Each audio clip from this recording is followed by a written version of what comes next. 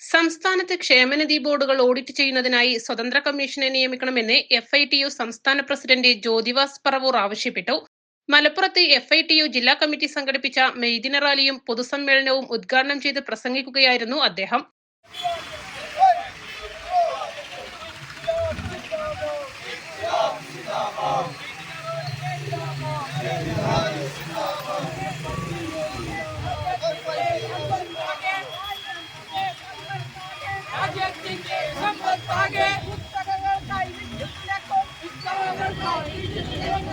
ക്ഷേമനിധി ബോർഡുകളിലെ പണം വകമാറ്റി ചെലവഴിക്കുന്നത് മൂലം അംശദായം അടച്ച തൊഴിലാളികൾക്ക് ആനുകൂല്യങ്ങളും പെൻഷനും ലഭിക്കാത്ത അതീവ ഗുരുതരമായ അവസ്ഥയാണുള്ളതെന്നും ഇത്തരം അവകാശ നിഷേധത്തിന് കാരണം സംസ്ഥാന സർക്കാരിന്റെ പിടിപ്പുകേടാണെന്നും അദ്ദേഹം പറഞ്ഞു.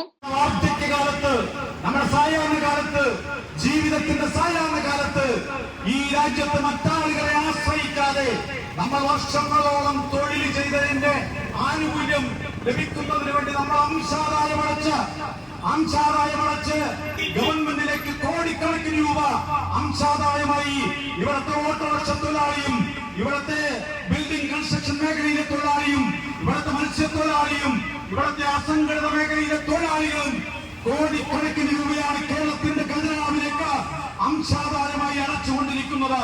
പ്രിയപ്പെട്ടവരെ, ഈ കേരള ഗവൺമെന്റ്, ഞാൻ ഒരു ഗവൺമെന്റിനെയും ഏതെങ്കിലും പാർട്ടിയെയും കുറ്റപ്പെടുത്താൻ പറയുന്നതല്ല, പക്ഷെ ചില വാസ്തവങ്ങൾ ഈ ദിനത്തിലെങ്കിലും പറഞ്ഞു പോവുകയാണ്. പ്രിയപ്പെട്ടവരെ, അങ്ങനെ അംശാദായമടച്ച നമ്മളുടെ അംശാദായമടച്ച് 60 വയസ്സ് കഴിഞ്ഞ് നമ്മൾ ജീവിതത്തിന്റെ സായാഹ്നത്തിലേക്ക് മാറുമ്പോ നമുക്ക് ലഭ്യമാകേണ്ട ആനുകൂല്യങ്ങൾ, തൊഴിലാളിക്ക് ലഭ്യമാകേണ്ട ആനുകൂല്യങ്ങൾ ഈ രാജ്യത്തെ ഗവൺമെന്റുകൾ കൊടുക്കുന്നുണ്ടോ എന്ന് പരിശോധിക്കണം. FITU ജില്ലാ പ്രസിഡന്റ് കൃഷ്ണൻ കുനിയിൽ അധ്യക്ഷത വഹിച്ചു. വെൽഫെയർ പാർട്ടി ജില്ലാ പ്രസിഡന്റ് നാസർ കീഴുപറമ്പ് മുഖ്യപ്രഭാഷണം നടത്തി.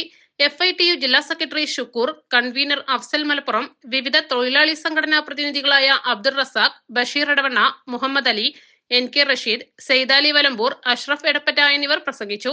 East live Malappuram.